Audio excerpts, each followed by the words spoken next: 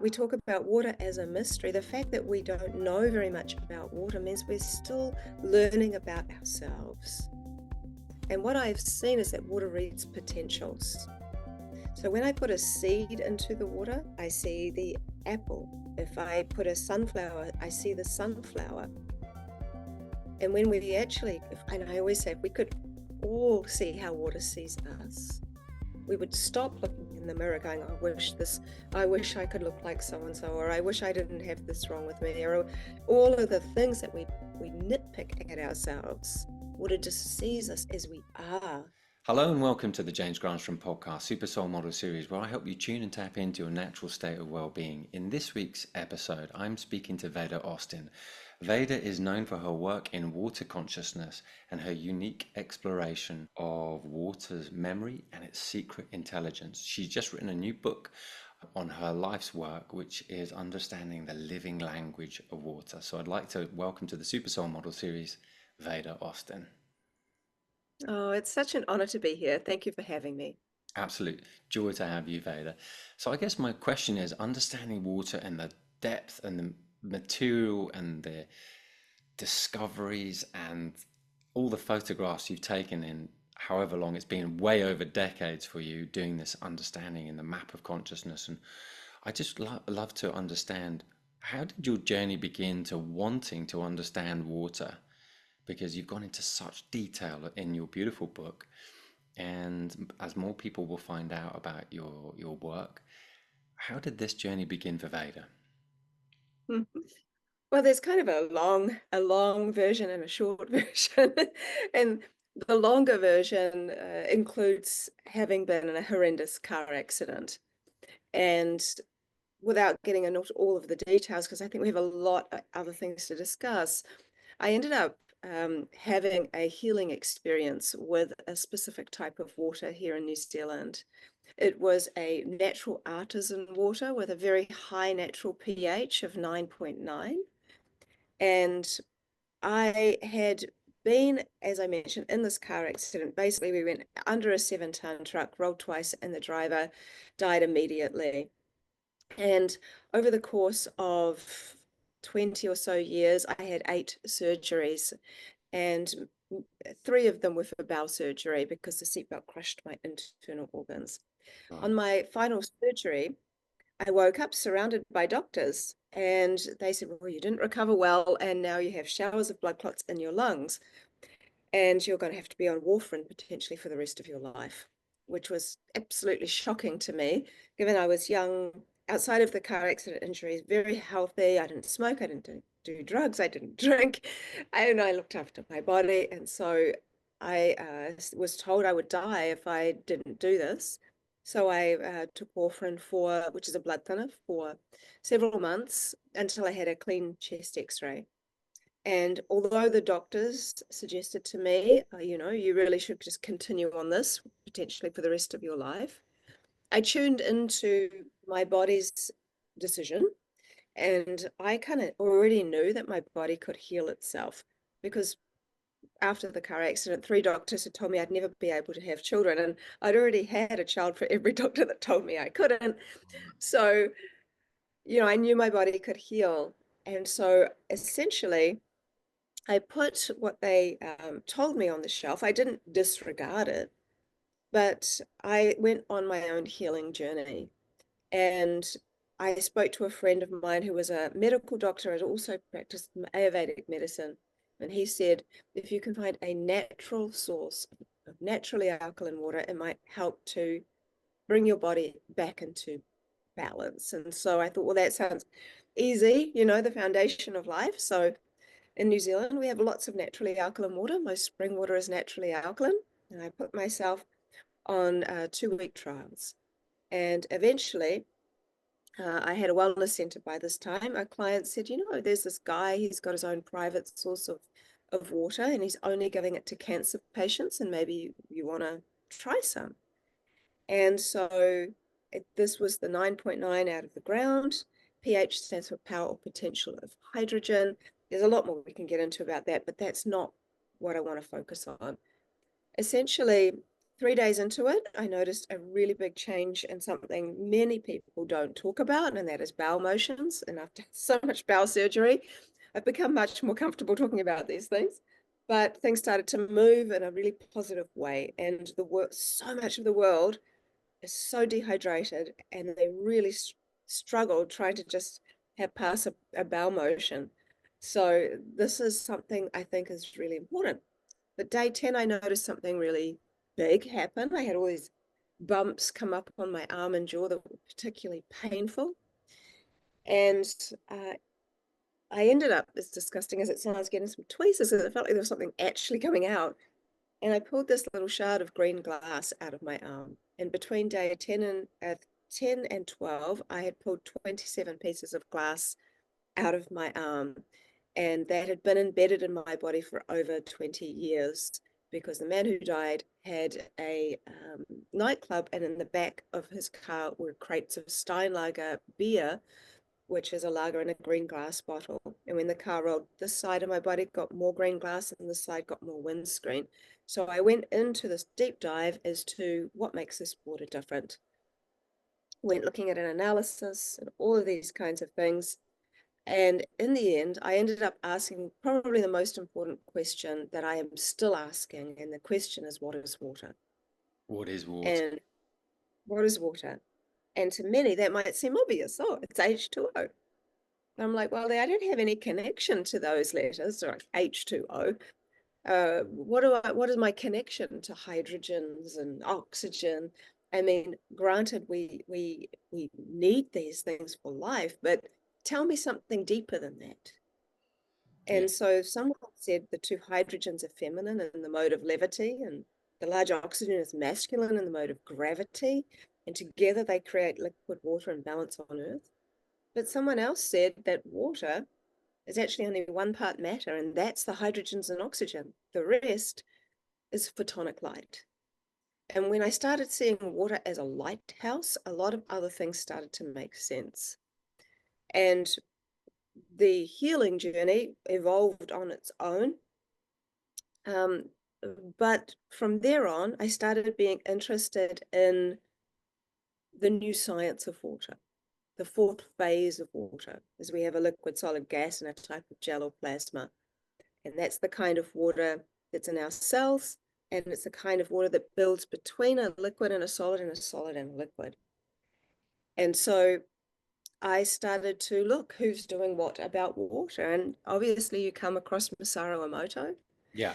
and he, although clearly not embraced by the scientific community at all, um, his work nonetheless opened people to the concepts of being bodies of water, sensitive to thoughts, sounds, environment, energy, and uh, really help people with about 8 contrasting microscopic photographs of water responding to either a positive or a negative, so to speak.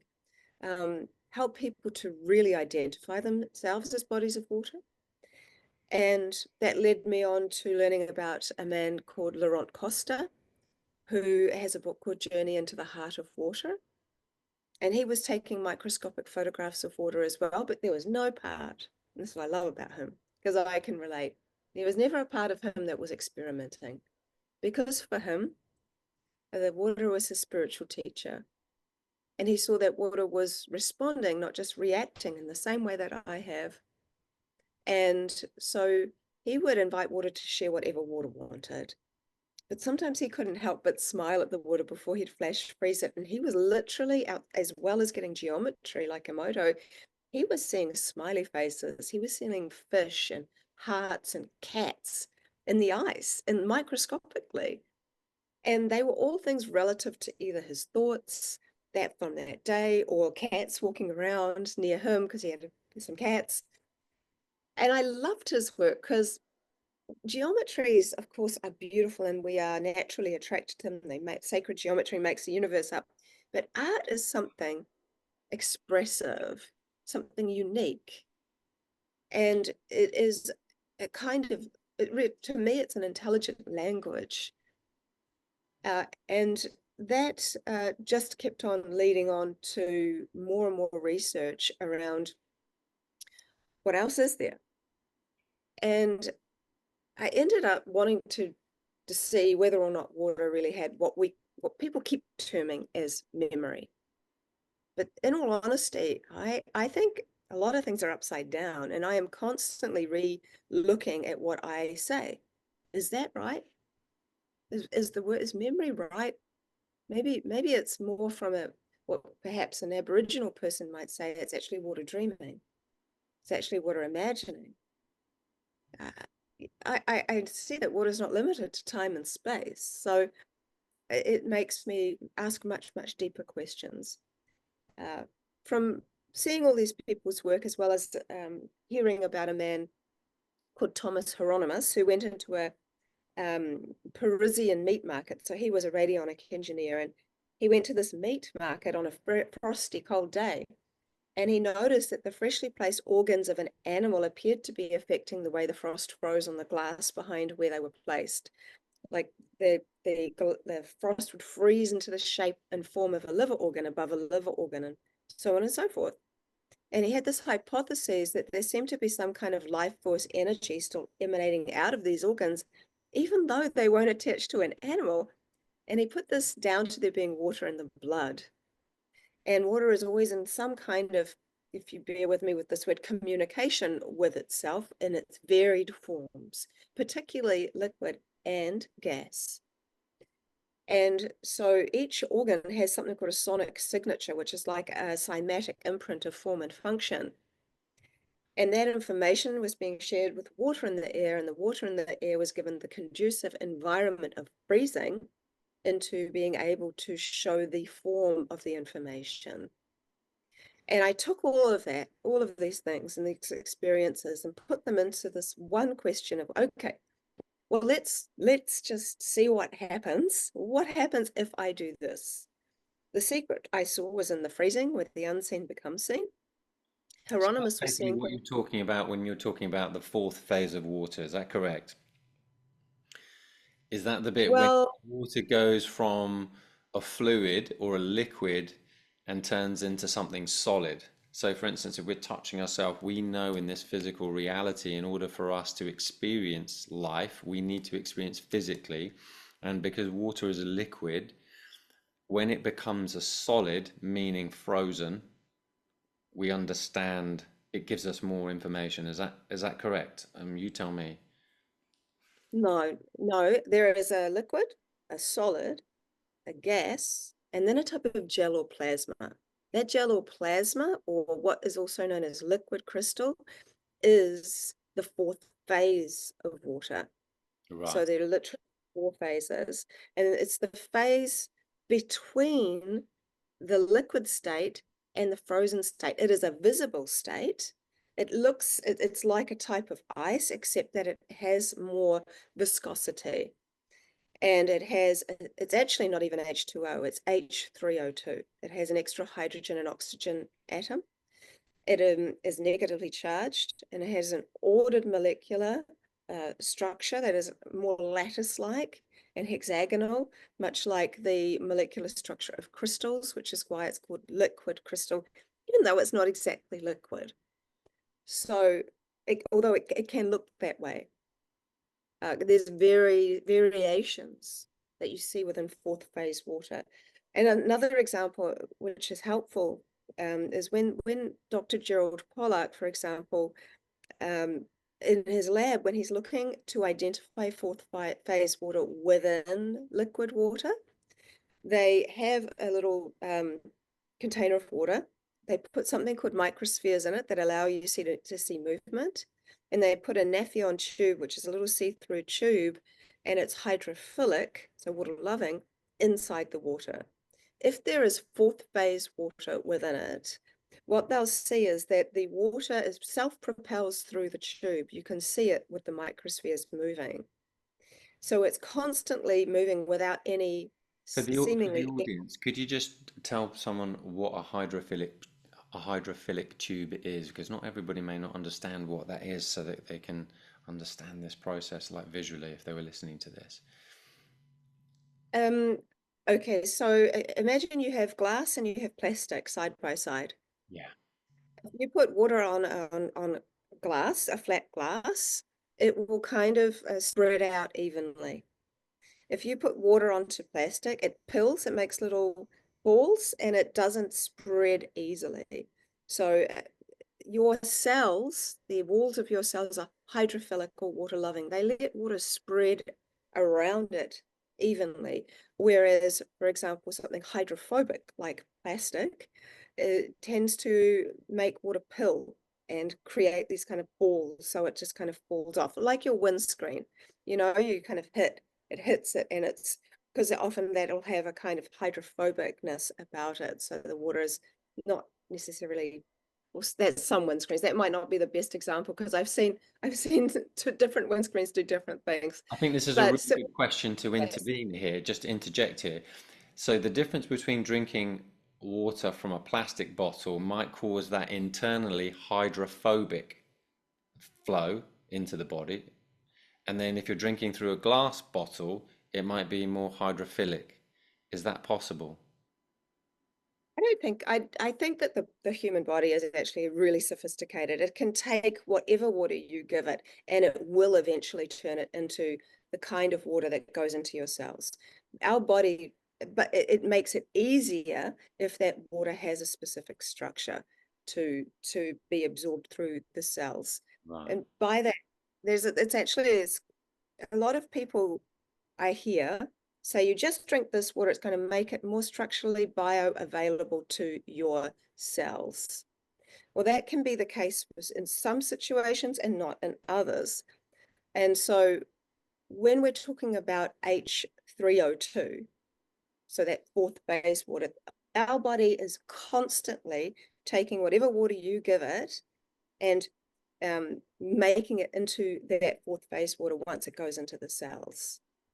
So our body runs on that type of water regardless. However, the better the quality of the water is, the less your body has to do to make that conversion. So plastic is not the ideal container for water because it is that it's not just that because it's hydrophobic, there's all the other aspects to what's in plastic. And one of the biggest problems outside of being plastic is that it's see-through because water is really sensitive to light and artificial light. It is far, far better to work with water which has actually been stored in a container which has been keeps the light out. Okay. So we can talk about other aspects. Like there's about three things I could suggest to people that they can do practically from a health perspective or a healing perspective. Um, and structurally, I see a difference between the same water being held in plastic and in glass. There is always more of a structural degradation in plastic than in glass. Um, but it's also been proven that water held in glass can build a little fourth phase water on the side of the glass. It's minute though. What they're seeing is minute. And the reason that it's there and the reason that it can happen is that fourth phase water essentially is water that has pushed all of the solids out of itself. Anything that's in the water is pushed away and creates a negatively charged zone. What it pushes out becomes a positively charged zone. When you have a negative and a positive, then you have battery essentially. And that is one of the reasons that it can self-propel through the tube. So they don't use hydrophobic tubes to see whether or not water can self-propel because what they're trying to see is what is happening inside of the body. They're trying to see what's happening within the water, within the cells.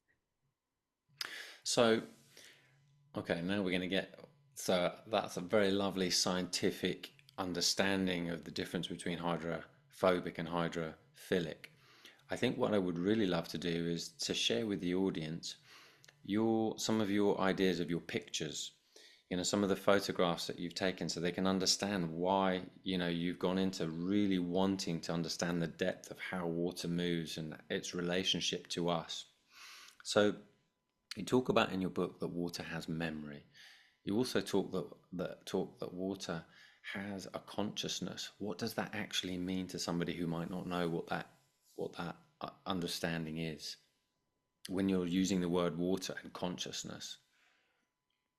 Well, I think it's helpful for people to know that over the course of the last decade, I've been working as a water researcher, as a crystallographer, and water lover, and I have over 53,000 photos of water responding to human consciousness, to environment, and the way that it does that is in a very visual way. So I am essentially have a glass petri dish.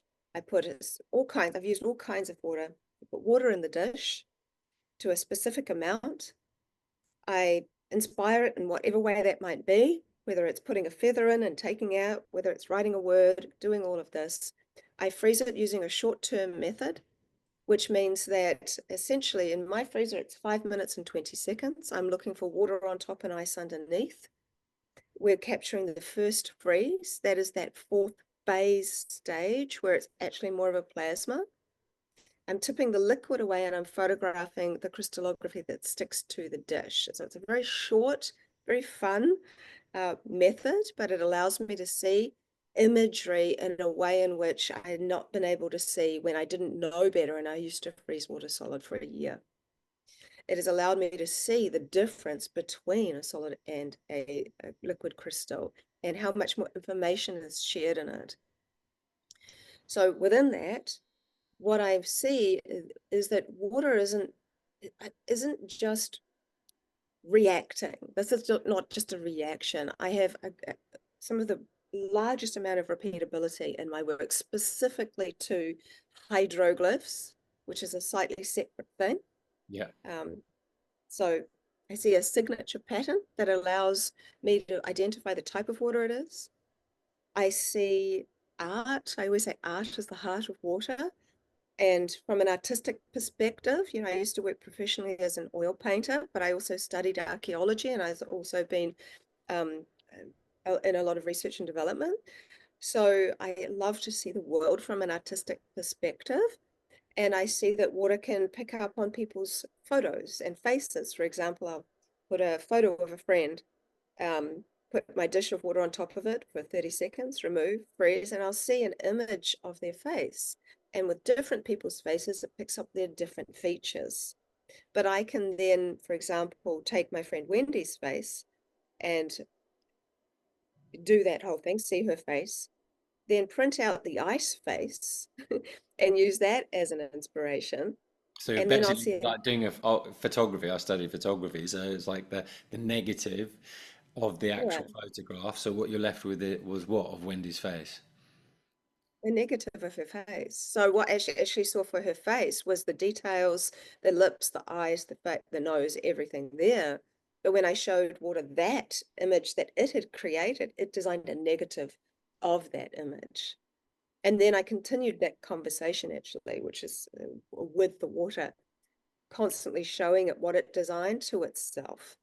And it went next one where it became a slightly, you could still see it was the face, and the next one was a little less, but then the next one became even more developed again. So it's fascinating what's going on there. But in many cases, I will have an image, I will let it freeze. I'll freeze it, I'll let it melt, and then I'll refreeze it, and I can see the imprint is still there. Sometimes it becomes even more defined.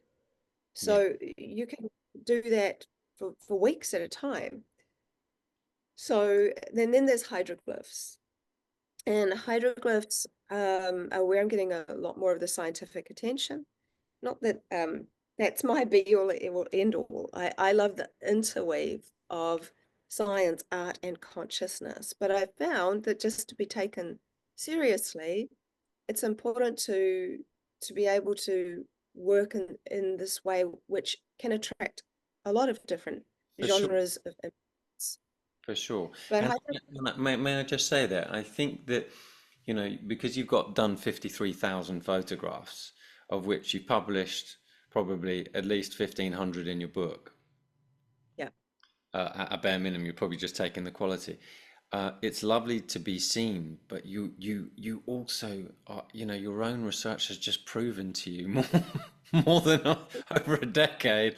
What is this element saying to me?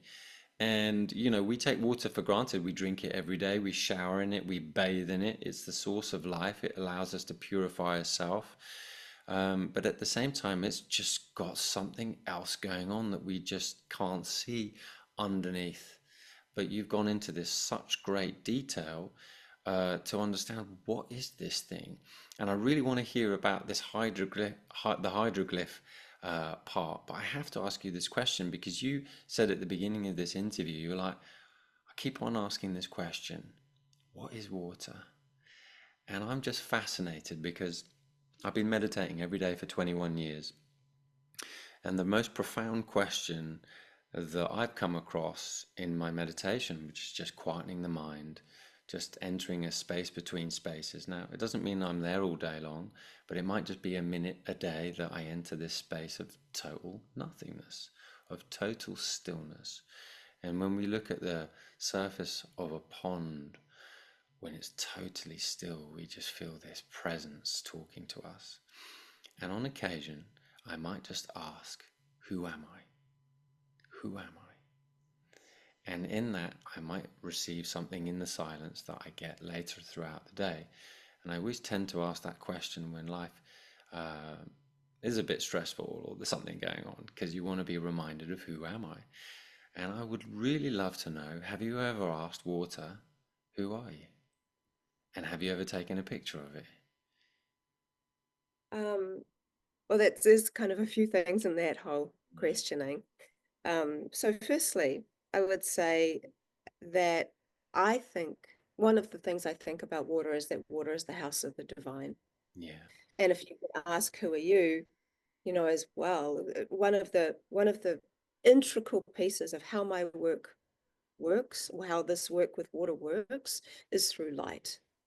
So if water was the holy grail, its contents would be light. And if our body was the holy grail, then this spirit, this consciousness essentially would be light. But wherever the light is, the water is also there in one of its many, many phases. And the when I have asked water, who are you? I got a response in a word, in two words, two small words. I got the letter I, and then the next one was A and M. I am. I am. Love it. So that's what I've done with water, asking that question. Uh, But I think the study of water is also the study of self.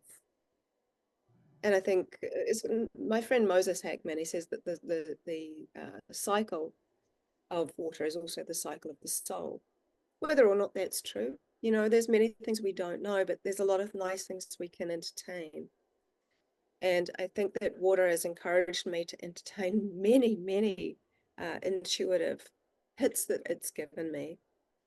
But the clearest, simplest way that I think about water now, that I didn't used to think about water when I started this, was that water is the house of the divine. It's like the container of light that is the life force energy. And one of the reasons that I've said that, and that I say that, was this person once, this indigenous person, said that she could speak to bees. And she said she'd watch their hives for long periods of time until one day a bee somehow, communicated with her and said, we don't mind you watching our hive, but please don't look at it for such a long time, because your conscious expression is putting too much light in the hive and we prefer it to be darker. Wow. And when you think about even where you're putting your attention is also where you put your light. Since water is a container of light, this makes the most sense of how water receives information and also shares information through light. So if I open my freezer at the perfect time, of which I've done a few times now.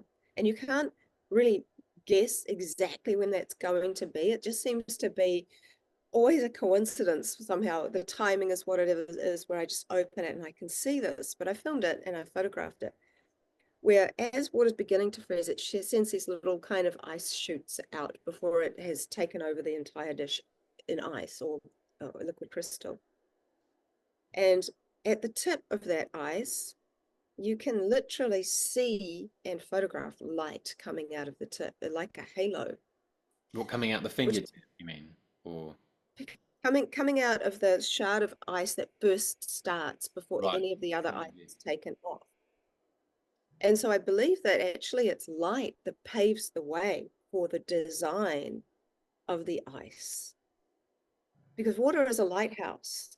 It's actually light that is the designer and the creator, and it's the water that it becomes the house for that light and that design. And because it's water, it allows us to see what energy looks like. It allows us to see what the information that was shared with water looks like. And many traditional science says the water memory cannot be true because the water molecules are moving in such chaos. They're moving at some ridiculous amount, like 1 trillionth of a second. Hydrogen bonds are breaking, and this is happening, and this is happening. And how could water ever store information in such a chaotic state? But then if you ask a quantum physicist, of which I've done, the same question, the like how does water have memory? They would say, well, actually, there's a difference between molecular chaos and molecular excitement. When water is excited about something, which is giving it already a personality, I suppose, then there is a cohesive interest. And that cohesive interest essentially is what is able to create an impression of that as it freezes. So we're seeing like snapshots of thought, literally seeing thoughts crystallize in And it's a thought into. with emotion, so the thought with emotion creates that personality in the water when you get that snapshot. Actually, I found water's more interested in what we're feeling than what we're thinking. It will override what you're thinking to show you how you're feeling all the time. If I'm sad, if I'm really sad, for example, and I'm putting flowers into the water to see if it will design the flower and taking it out, water won't be interested in the flowers. It's only interested in what I'm feeling. It shows me sad faces like all day in the ice. Have you I'm just fascinated with some of the subjects. How is water healing? I know we've talked about you were drinking it with regards to the 9.9 pH, and the usual is about 7.2. So that's significantly more alkali than acidic. Um, but like, how could you see water, having done all your studies, as more of a heat using for somebody on a day-to-day basis? How could they use it in more of a healing modality than perhaps they're already using it right now? Because I'm sure that's something that people could really be like, wow, I can actually do this. I can experiment and see what Veda's been talking about. There's a few examples I can and suggestions I can give. Um, and one thing I'll address because I didn't answer the question, was you asked me about is water conscious or consciousness. And there's and if it's not something that I say what I think is possible, but I don't know. I'm still learning myself. But what I have seen is that water and consciousness behave, and it seems so intertwined that they behave as one, and that there are many, many things that I don't know, but that I have seen happens over and over and over again to come to a form that, to be a formulation in my mind and in my heart, that water and consciousness either are one and the same, or they work together so intimately that they appear one and the same. Mm. So I want to address that part. So with healing, I think there are many people that have been using bottles that have words, love and gratitude and these kinds of things, or they've been buying little coasters with emotos like gratitude, water Hmm. crystal pictures, these kinds of things, and that's certainly bringing a conscious awareness into at least um, the container, and also recognizing the power of words. So that we didn't touch on hydroglyphs. So just to say that there's a signature pattern, an artistic expression, and then hydroglyphs. A hydroglyph is where I've used a written word in many languages and seen that same symbol appear using the same word at least 50 times, which essentially is sharing with me kind of universal symbolic language. And what sort of So word it's, have you used? I think you've, on your studies, used the word like change.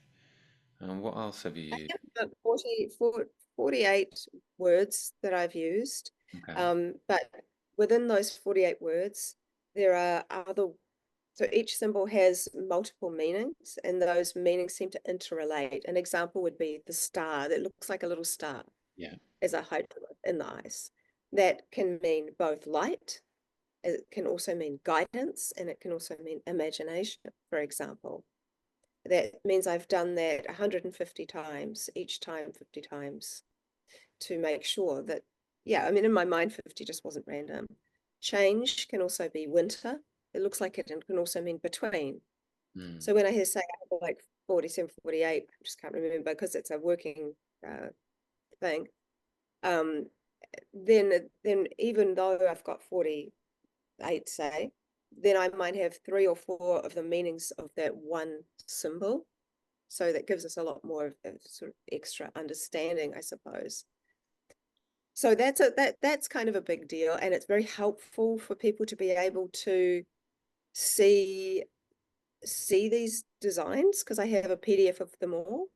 And when you do the crystallography and you see them, you go, oh, right, oh yeah, that's what she's talking about. I can see that same design because they are very recognizable, all of them. So for healing, because there is power in the written word and the spoken word, of course, but I've been working with written words, and that's not a new thing. For example, the ancient Egyptians would make sigils, and within these sigils, they would write some hieroglyphs on a little bit of stone or on some papyrus, and they'd put that into a container of water and they let that kind of brew for a while. And then they believed that the water was absorbing the energy of the word, and that gave the water a magical healing power. And then they would give someone it to drink, or they would anoint the eyes if the problem was the eyes, or however they would use it. Yeah. And even with homeopathy, they do something called a paper remedy, where they'll write the name of the remedy on a piece of paper and put the glass of water on top of it, and then give that to the client or the patient to drink. And they believe that it's informing the water with the information of that remedy. And so these ideas are not old, they're not new, sorry, they've been around for a long time. Even in So I Lourdes, even in Lourdes in France, they use that healing water to help heal people, and people go on about the holy water of Lourdes. So it's a similar thing, albeit, just forward a few hundred years or thousand years. Well, I think, water's been informing us for so long and healing us for such a long time. But then we just got to come back into the internal waters of our own body. So with words, one of the things my children taught me, which is I think important to listen to because it's found out it's not just my children, it's many, many children around the world that are doing this. So years ago, I was holding up a dish of water of crystallography, sorry. And so my technique is available. Anyone can do it. Like thousands of people around have been doing this. You don't even need a petri dish. You can use a glass baking dish. So literally, you can get my PDF, learn how to do it. It's free if you use the word blessing in the code as you check out. But essentially, it's an easy technique. And when you get the hang of it, there are some really great things you can do relative to healing with it. So I was holding this dish of crystallography up, and my daughter said, Mummy, can I have that? And I thought she just wanted to look at it. But instead of just looking at it, she started to eat the ice. And I said, What are you doing? And she said, Oh, it's good for me, Mummy. How And old then was my she at son, this time? How old was your daughter at the time? he must have been about 8 or 9 years old. Right. But then her brother did the exact same thing a few weeks later, separate to her, and he's 3 years older than her. Okay. And why are you doing it? And he goes, oh, it's just good for me. And I'm like, how come you guys are starting to do this now and you weren't doing it before? And I never really got an answer for that part. But every now and then they would come back and they would either do it themselves and eat the ice, or they would just eat my ice. And then I started teaching the technique to many, many people, many of whom are parents, and they say, oh, my children, they eat crystallography. And I'm like, really? So do mine. And then, without getting into the whole story, there's a longer story. There was a few things that helped me come to understanding that there is a power that is coming from the word. It's not that water is reading words. It seems to be picking up on the energy of these words and reverse engineering them back to some kind of living principle in symbolic form. So if we understand that and we see that there's repeatability there, then we could find our word. We have a body full of intelligence and liquid intelligence. And within that liquid intelligence is a well of knowledge.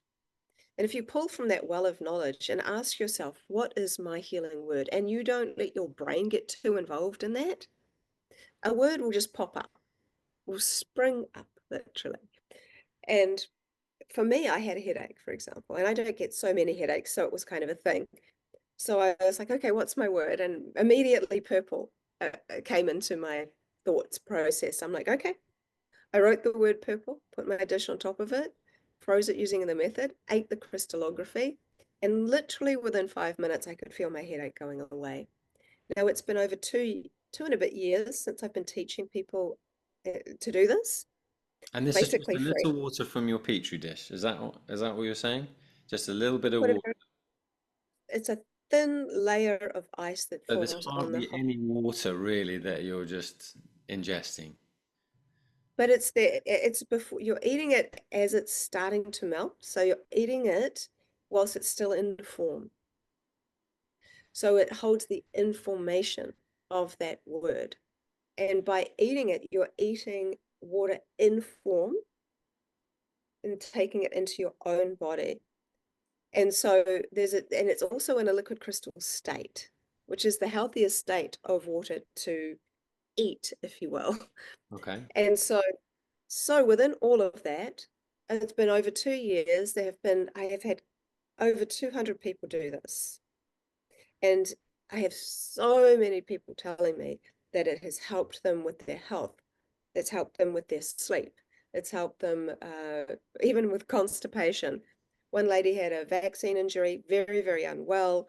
She also had uh, just a manner of things wrong. At one point, she couldn't walk, which I didn't realize it was as bad as that. Every day, she started with the word connection because that's what was right with her. And she would eat the ice daily. And she started to see that she was improving. She was doing the internal work, of course, don't take away from that, and some movement therapy to the point where she was able to walk again. And then towards the very end, 9 months, she did this for an entire 9 months daily. And her words changed as she improved. And by the end of that 9 months, she had a complete clean bill of health from the doctor. She was well and she was healthy. And she showed us something really helpful because we were tracking her entire progress. And we noticed that she was only using filtered tap water because that's all she had available. The filtered tap water in the structures began quite spiky and a bit disordered, but she was eating it no matter what. Halfway through, also, her crystallography as well as her health completely transformed. By the end of it, it had creation glyph. That is this beautiful wave-like pattern in the ice. That's one of the most complex patterns. She was seeing that every day. So not only did she heal, but the water structures healed alongside of her. Right. So it And was I, the same water, but it now changed the picture that it was giving once it was frozen. yes, yes. And what we're seeing with tap water, Yeah. right, is a structural change, but not a chemical change. So the question is then what are we seeing? And this is very much more akin to an emotion. Because an example would be if someone is sick, that if we make the likeness from tap water to someone who's been told they have something wrong with them, there's some sickness, and maybe someone comes and gives them a blanket and cares about them and gives them a cup of tea, and they start to feel better. They like feel grateful. Mm. But the doctor might say, well, you're still sick, but they can't control how that person feels. And so the fact that we see structural change in tap water after you've let it melt and then maybe put it to your heart for 30 seconds lovingly, we'll see structural changes. It starts to look more like leaves from complete disorder, or it might start to form flowery shapes or little hexagons. And this is essentially showing us that there is a change in structure caused from gratitude or caused from genuine loving intention. Yeah. So if that is the premise of healing, I think it's one of the best platforms to start is with an attitude of gratitude. And I think we are creatures of habit, notoriously. So the more we actually continue to be grateful, the more and more that subtle imprint becomes more and more in reality and more solid. So anyway, so the eating of the ice by using the word that comes from you without too much overthinking has we've seen can make a really big difference. I think of liquid crystal kind of or a liquid water like the messenger, but liquid crystal is kind of the message. So you're literally kind of eating the message. Yeah. So the other things are the people who really, and so on a daily, day-to-day level, words can be also very potent. You can write words and put your glass of water on top of them. You can have bottles, but I'm not, I really encourage people to have a look at the kind of containers that they have their water in. These can prove to be really helpful tools. I love on my daily drinking water, I have water that's been in a blue glass bottle. Yeah. Not a blue plastic bottle, but a blue glass bottle. As I mentioned, water is super sensitive to light. I've seen the structures of spring water degrade within 72 hours just by being in the light. And so to have it, if you can collect the spring water yourself and or at the very least just put your water that you love into a blue glass bottle. Now this would be the only time that I would suggest putting water in the sunshine because water is very sensitive to color as well. Mm. And so the sunshine coming through the blue glass into the water not only helps to restructure the water based off my crystallographic method, that's what I'm talking about from experience, does improve those structures, but healing wise, it's one of the most all-round wonderful healing things you can do. Helps with everything from toothache and headaches, all the way to one of its most important ones is to help reduce stress and anxiety very efficiently. I read about this a long time ago in Dr. Joe Vitale's book Zero Limits, where Dr. Hugh Len, the teacher of Ho'oponopono, talks about, the blue glass. But you photographed it, so now you're seeing, and you photographed it once it's crystallized, so you've seen that it's nice, not that someone's just shared the message, you've actually got your own visual evidence now to say, hey, this is really effective. And I I have a little thing that I put my water on. I've got like the flower of life here, that I put my water on to charge it up, and have done for 20 odd years.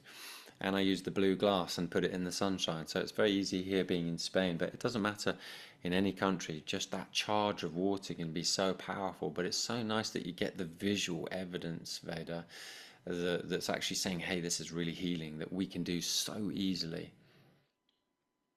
I've had even an more extended evidence for it. Is I have a friend who's a brain surgeon in the US, been a surgeon now for nearly 30 years. And about the worst thing that could ever happen to somebody, her best friend ended up uh, on her surgery table after having been in a car accident and had a pretty severe head injury, varied other things going on.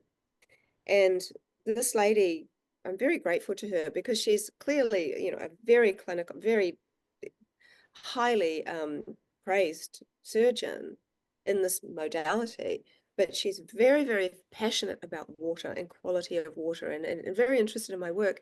And she rang me she hadn't even thought about the time difference, but she rang me at like 2 a.m. And she said, look, this has just happened. I can't give her the hospital water. It just stinks of chlorine. What do you recommend? And my first go-to was get the best water you can. I personally love spring water. If you Mhm. can collect it yourself, even better. There is a website called Find a Spring that helps you find a spring closest to you. And essentially put it in the sunshine in a blue glass bottle in the sunshine for half an hour, like half an hour to an hour, and then let her drink it. And so she did all of this the next day. And what she was able to prove was that this lady's blood pressure was really high. After drinking the water, within 5 minutes, her blood pressure had come down significantly, and that it would follow that trend after she would come back up again, and then it would go down again after she'd drink this water. And she recovered 5 times faster than most people with that kind of brain injury. Whether that was, there could have been other factors. I'm not saying it's only the blue bottle water. However, it was something that she applied and did regularly that seemed to make a difference. This was my go-to recommendation for people over the last few years that were highly stressed. And it really, really does help with bringing the anxiety levels down. So how does Um, this sort of work with intention then? We have the understanding from your photographs and your own experience with the blue glass, but how does that now sort of work with regards to intention with the water? Because this is something again people can try and play with and get their own results every single day, because I love my audience to always go away and go, I've got something I've learned here, that I can actually apply, because we all kind of, this is what your work's all about. It's like, talk to me. How's this work? I've Intention. become I've become slightly a little unpopular with some um, some people from what I say because I'm saying what I see. And by the way, it's good to be One unpopular, because if you're unpopular, it means you're pushing buttons, and you're pushing buttons that actually have some sort of meaning. So it's okay, because you have to have yin and yang in the universe. You can't always have it, hunky dory. You have to have some contrast. So that's a good thing. Well, I'm not too worried to be honest because all I'm doing is telling them what I'm seeing. But I get sent every different restructuring device known to man. And in the last 10 years, it's just gone pow. Everybody's got this restructuring, this thing, and this thing, and this thing's going to do this, and it's going to restructure, and blah, blah, blah, blah. And some of them are great, and some of them don't work. And I can tell people straight up that the biggest structural changes that I see don't come from any man-made machine. They come from conscious expression. 100%. This is what I'm saying is that people keep talking about structural change and this change and that change. You are the restructuring device, if you want to call yourself that. So I'm not saying people are devices, but your conscious expression has the complete power to transform these structures with water. And I have seen tap water look like perfect spring water by intention and by conscious loving expression alone. No other thing. In fact, there's a certain way in which water changes structure when you're using a device, which kind of takes a certain pattern to get to this point, whereas conscious expression is direct. It doesn't take the order. Uh, an example could be like with disordered tap water, it has like lots and lots of lines and dots. It's kind of like Legos thrown over the floor. It hasn't formed structure yet. Using a certain, I don't know, some kind of restructuring device, for example, you might see it improve through a series of patterns. So it might go from disorder to more kind of grassy patterns and then to flowery patterns and maybe to eventually a hexagonal pattern, which is the pattern you really want to see for the energetic health of water. Okay. Whereas conscious loving expression, you can go from disorder straight to a hexagon. And the reason that I'm unpopular is because I see people being told, and I'm not saying that sometimes, some definitely do actually help, especially vortexing. That really does help. There's certain ones I really like, but I don't want to take away from our own internal power. And so we are also our own medicine. Mm. So anyway, I just kind of wanted to add on to that part. And I also wanted to say that on top of blue glass, I like Myron glass, which is like Myron a glass. What's Myron glass? Myron, Miron. It is, it looks black, but it's actually a violet glass. And for people that are working, especially with people in a emotional environment or people who are working with clients sharing a lot of heavy energy, it's like the force field for water. This glass is great for if you're traveling, because it really is very effective against EMFs. It's like the shield that you can have around your water, so you can be in an environment and still drink your water. It hasn't picked up on all that energy. The Myron glass is very helpful for that. And Um, you put that in the sunlight as well, I because you said haven't worked with that you one said it was a purple. as I think you can, and I think it would give a slightly different structure than the blue and have different benefits than the blue, because different colors do change Yeah. the outcome. My friend and I Um, like these different colors about, I think it was about 2004 or 5. We started putting all these different colored bottles out in the sunlight in Wimbledon in London. We were like, this one is for each different chakra. So each color would do something different. But we never were able to test it. It was like, how do you feel? I feel pretty good. So, that was just the answer that we got. It was just a feeling. But it's really the intention behind it. But I'm fascinated when you're talking about the Myron water because, this is a protective shield. That's interesting. the other thing, and you asked about intention, and intention is like, I don't know, I can explain it in like artistic terms. You have this idea about your painting, but it's not maybe completely formulated. When you sketch the picture out before you paint it, that's kind of giving you the outline for the form. And intention is kind of like a mix of the thought that can become the sketch, and it's the potential that the imagined. Once it's something has been imagined, then it can become something. So I live rurally, so we are not on municipal tap water in where I live. And I have to drive to Auckland to go and collect municipal tap water because I often work with municipal tap water as my controls. Now, I don't even like that word, but people know what I mean by using that. Okay. Term. Because tap water is a very consistently disordered. Municipal tap water tends to be. And I've become very, very good at being quite neutral with this work. So if I have a desired outcome, I usually won't do it, because my desired outcome can influence the neutrality of it. Because that's the Um, intention right there. You're expecting an outcome, and the water will perhaps mimic what your intention. Is that correct? well, it can. It depends what your intention is. Water is like a full lie detector test. So have Water you asked, also, so what I've got to ask this question because I mean, have you asked water questions and has it given you answers? I have asked questions. I've asked really important. And see, I don't work with water unless with questions or with anything unless it feels in alignment and correct. But I've asked many questions over the time that have felt right. But I kind of want to address the intention, and then we can go to the questions I've asked.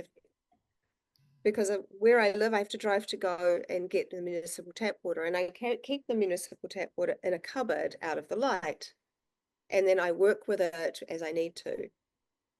And there's been several times where I've woken up and I've thought, oh my God, that poor tap water. I just wish I could maybe send it some love and some healing.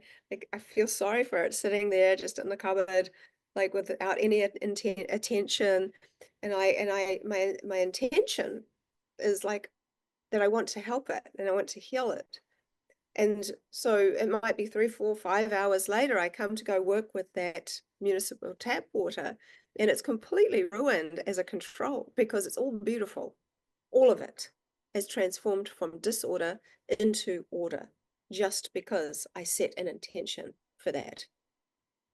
And that has been my experience on a regular basis if I just start engaging with that water. So intention is literally the sketch for your masterpiece. It is so potent and so powerful, and it has to be genuine and sincere. And also, water won't design complex imagery in the mode of anger, jealousy, or resentment. So it just doesn't design any of these complex designs. So I know that because I'm a human. I've been doing this for a long time, and we have traffic and we have worldly things, and I have children, and sometimes I'm over it. And when I'm in a really foul mood, if I can actually do the work, I do it. And I see that water does not design with me. It's not judging me, but doesn't resonate at a lower frequency. So I want Makes to, sense. It makes sense. It's a bit like think of the audience, like think of you if you're in the audience. If you go into somebody's room, you can just check to see the vitality of people's plants because their energy is affecting the plants. Or you look at people's pets, how happy are people's pets? Because the love that we give, or the light that we give off, or the energy that we give off, or the vibe we give off, which is just the same word used in different ways, just affect every living thing. It even affects the walls, it affects everything. But sometimes forget how powerful we are just by showing up. That's why I always love to ask my clients when I first work with them, what are you bringing to the table? Because if you're bringing it a low frequency, you're not bringing anything to the table. But if you're bringing an open heart, if you're bringing an open mind, if you're finding a way to want to contribute, then everything changes. And if you're asking any artist, what are you bringing to the table? Well, I'm bringing some good ideas today. I'm bringing some excitement. And you can just tell when someone turns up in a room or in a dance club or at a party, like that guy or that girl, they're bringing something, and I'm not sure what it is. And we have shows on that called the X Factor. But if you don't say anything, it's just because they're bringing the vibe. And I love that experiment that you're going, that poor water, I want to give it some love, even though it's sitting in my cupboard. You ruin your whole experiment. And you have to take your long drive to Auckland to go and collect it, to go, oh, right, okay, that's the 80th time that's happened. Okay, maybe I'm going to try not to send it any love. I can see your frustration better, but at the same time, it just goes to show over and over again that when you have an open heart, you change everything. you do. And I love that what I'm seeing also is that water is wild. And we use this term, well, I'm going to program the water to do what I want. This is another reason I can be unpopular, because people have become quite attached to the idea that they are doing this programming and that water is doing what they want.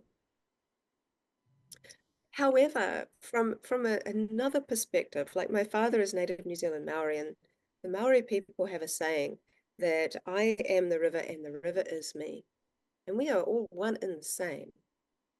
And there is also this sense of water essentially being like a container of your ancestral line. And from another perspective, I've seen water completely ignore me if I am expecting that I know what it's going to do. It's one of the reasons I've become so neutral over the years. Because, for example, I often see with the sound of Om, this sort of spiralish pattern. So I was thinking, oh, well, surely it'll probably do the same thing, if I use the sound of a gong, it's kind of similar. So in my arrogance, I guess, I just expected water to do that, but it didn't do that at all. Water was like it designed the shape of the gong with a mallet on top. It designed the instrument instead. So I have seen water have what can only be termed as personality over and over and over again. But one of the biggest tests that I learned was years ago. Somebody wanted to know whether or not water could be manipulated or tricked. And the reason they were asking that was because they had looked at Victor Schauberger's work, they had looked at Nikola Tesla's life, and all geniuses working in free energy essentially, and levitational devices and all kinds of really interesting things. But the end of their lives was so terrible. They died in awful situations, and their work was taken and could be used for more nefarious reasons. And so this person was saying, if we have a world of technology with water, of which I really hope we do, can it just be manipulated? That was the reason I agreed to do it. And so you asked about questions. This is one of my questions. I simply said to the water, can you please show me something that's so beautiful? Like, it wasn't so much a question, it was a conversation. Something so beautiful, and it's just between me and you. I'm not going to share it with anyone. And I immediately froze it before the guilt set in, because I'm not a natural born liar. And so I knew that I was going to share it with that person that asked me. And I knew it was an intentional lie, what I had done, but I had to do that to try to see whether water would respond, how would it know. Sure. Sure. And so I'm feeling all this guilt outside the freezer, thinking, oh, I wish I hadn't have done this. I feel really bad. I was working with spring water. I was thinking it's probably really disordered now. All of this while it's in the freezer. And so I didn't even want to pull it out. Eventually, I took it out, and there was some disorder, but there were two letters in the ice that spelt a word, and that word was no. And it was quite shocking to me, because there was such a clear response. And then water wouldn't design with me for an entire week. And I thought Oh I wow. completely blown Oh it. wow. Oh wow. I love this. So you are literally talking to a living being with personality and, healthy boundaries. Well, I want to extend what happened. And I was thinking, I know water's not judging me. This is not a judging thing. Water is not of that quality. It's more of an observer. I've seen that too many times to deny that. You know what changed? I was so racked with guilt when it changed with me. When I forgave myself for doing that, water started playing with me again. And water was reminding me that forgiveness is a superpower. So can I ask It how is. you forgave yourself? Because this is really interesting because people have challenges about forgiveness and sometimes go through years with unforgiving or non-forgiveness. How did you forgive yourself? Well, I knew What why I was did what it. was your process? You knew that you felt guilty, but how did you Uh, release that? I released it because I realized that the only reason I had done it was for a greater good, Yeah. and that my intention was really to see whether or not the world could be a better place working in this field. I also acknowledge that people make mistakes, and that we are allowed to forgive those mistakes. So as much as we can be the hell in our body, we can be the heaven. And I was able to let it go. And I thought, well, water, accept me as I am, with all of my flaws and all of Did my you say stuff. that? Did you say that? Water, But accept me as I am. Did you? I'm Brilliant. literally just I'm transparent to Uh, you. I cannot hide from you. Therefore, I am what I am. And that's I what love I that. did. I am what I am because those words are very powerful, and that was the first thing you said is when we go back to that question was who am I or who are you? And I am. So that Yeah. okay, that's pretty magical, that response, that conversation. So it was a week before you it started playing with you again, was it? Well, it was like I think it was also a realization is that I was thinking that water was angry at me, and that was the wrong way to think, because that is not ever, ever been my experience. In the same way that hieroglyphs began, because my son read Emoto's book when he was like 11 or 12, 12, and came to me and said, Mum, I think water hates me. I'm like, why? And he said, because water only likes John Lennon and classical music and it hates heavy metal, therefore it hates me. And I'm like, but I don't think you liked heavy metal. He said, I don't, but it also indicates that water hates swearing and therefore water hates me because I like Tupac and Tupac swears. Yeah. And I'm like, oh, there is a danger in the contrasts because so much of life is so many things in between. And that, in his mind, suggested that water didn't like things, or it was choosing. And I don't know, I can't tell you how many times people have asked me to engage in the conversation of uh, water. There's certain brands of water, what particular brand of water that has all kinds of words like death and stuff on it, and they're saying, oh, it must be disordered, it must be terrible, it must be this, it must be that, and it's all our own ideas. But water outside of the human body is far different than inside of the body. It is released from the attachments, the fears, the concepts, the ideas. So we get like this real purity in within it.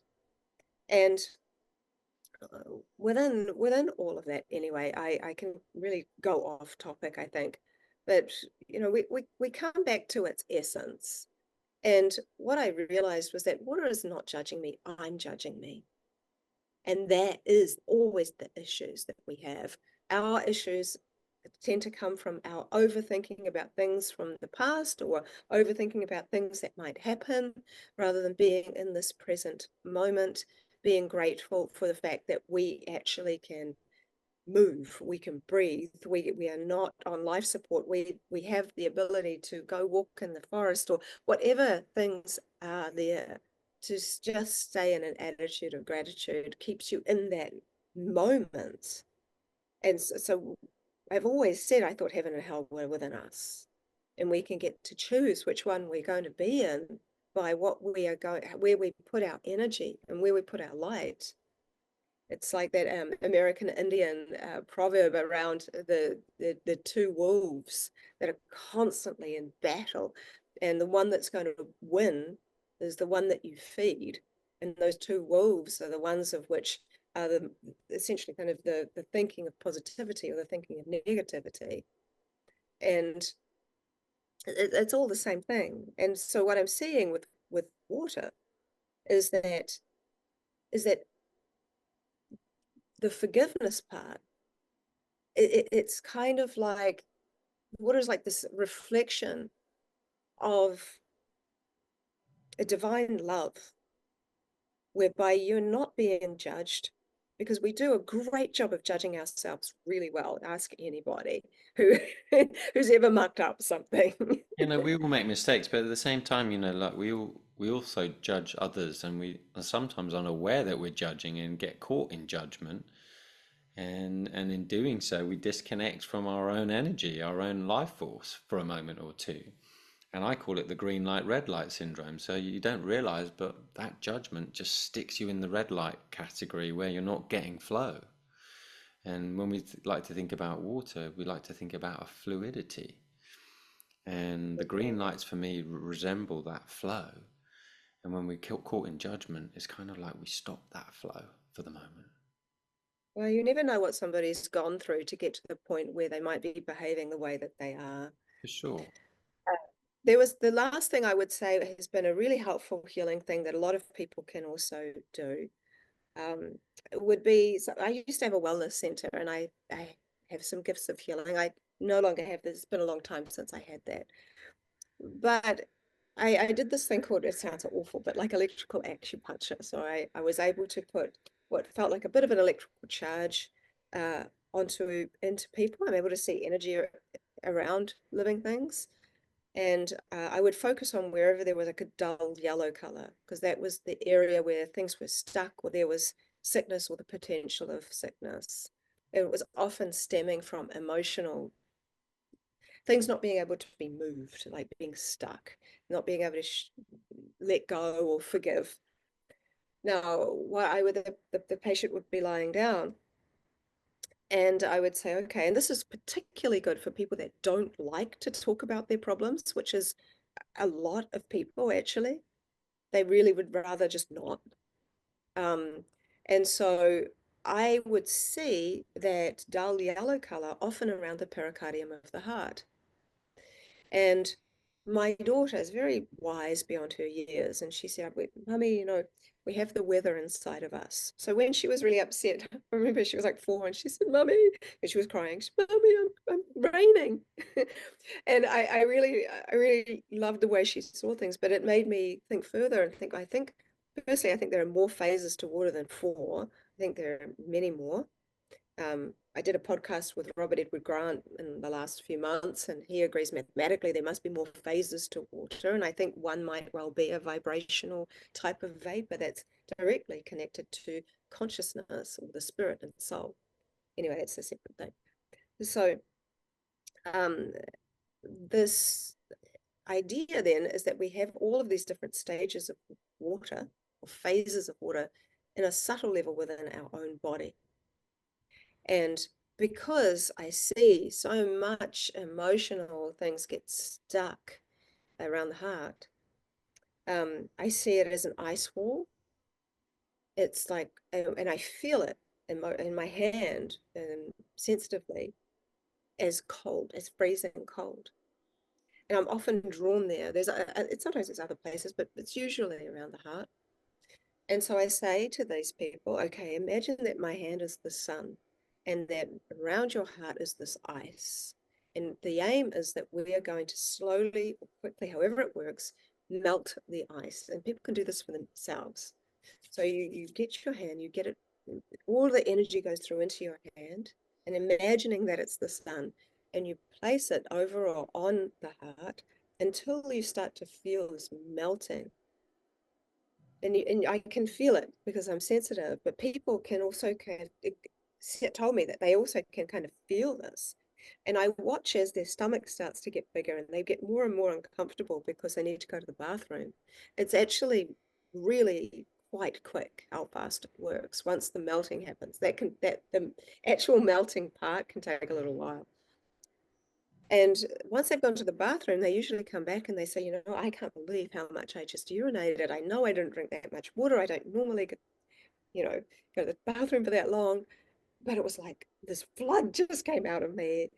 And so I've done it for myself. I've done it for many, many people. And if you visualize that you have all these different states of water and that where you are holding on to, where your pain is,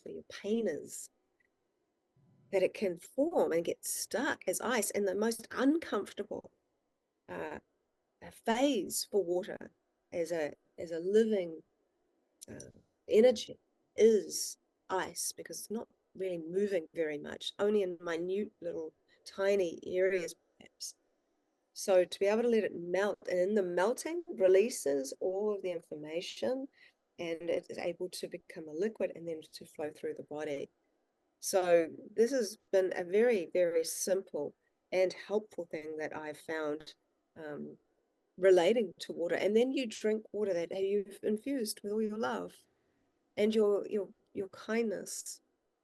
It's like I think things can be very simple. We make things very complicated.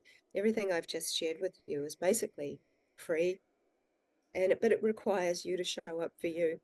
Yeah, it's like, what are you bringing to the table? What are you Yeah. bringing to the table?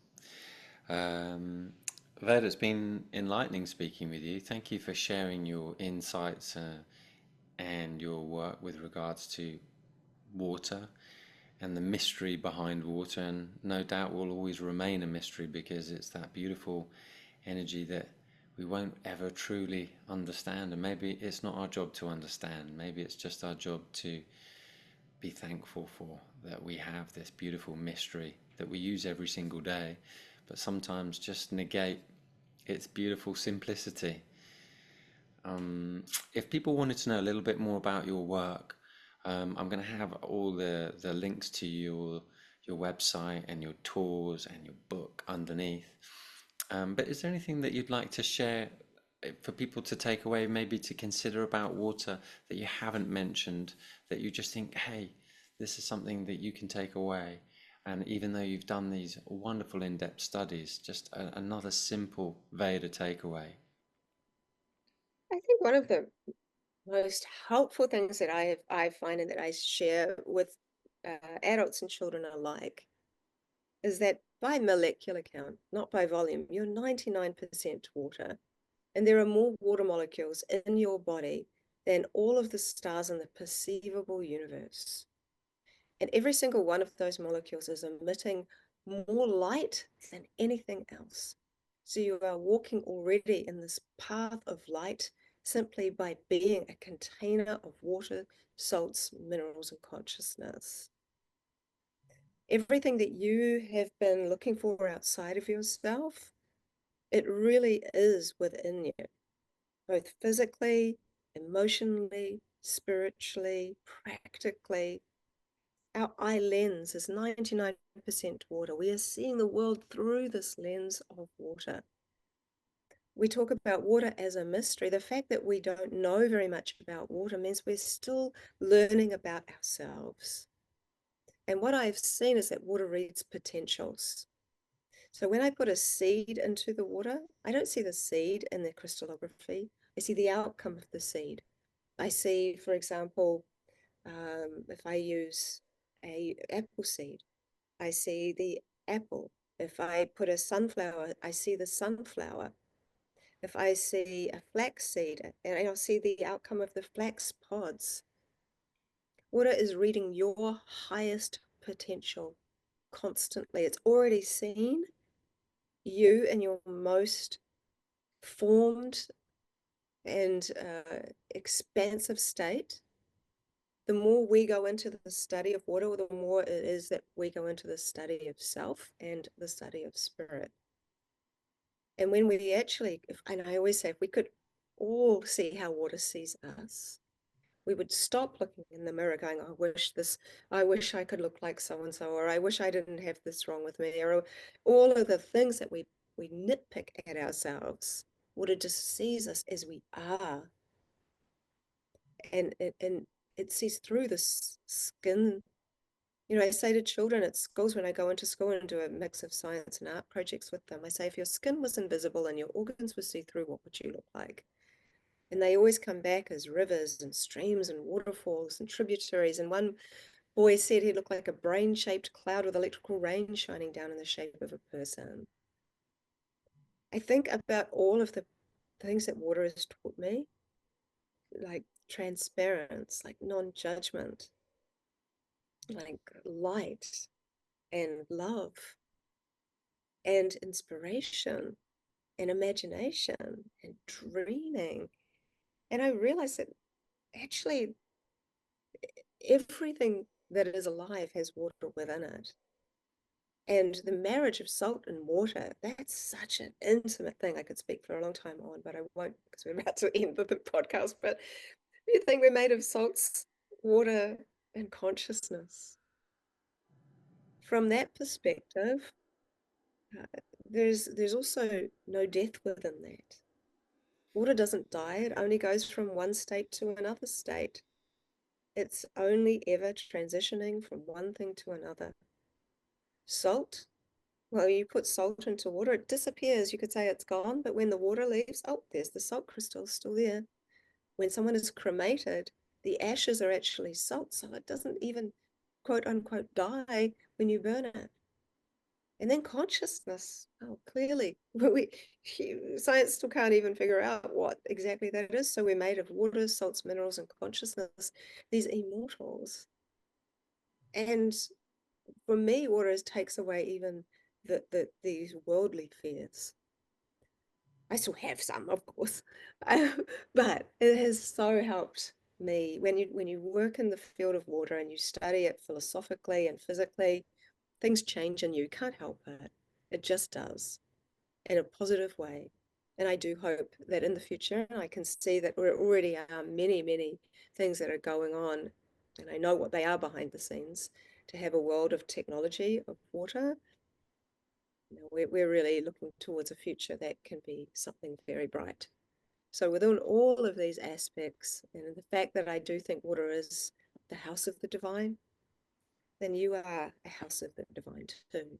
And inside of the water is the divine, and inside of you is exactly that too. And that's everyone and all life.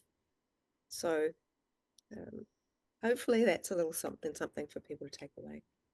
Thank you, Veda. Thank you for sharing and how eloquently spoken about this beautiful source of life, water that we often take for granted, but now we can appreciate perhaps after listening to you at an even more profound level than just the way we see it as just something you bathe in or brush your teeth in or drink. Thank you so much for being on the show. Veda Austin is this week's Super Soul Model. Thank you so much.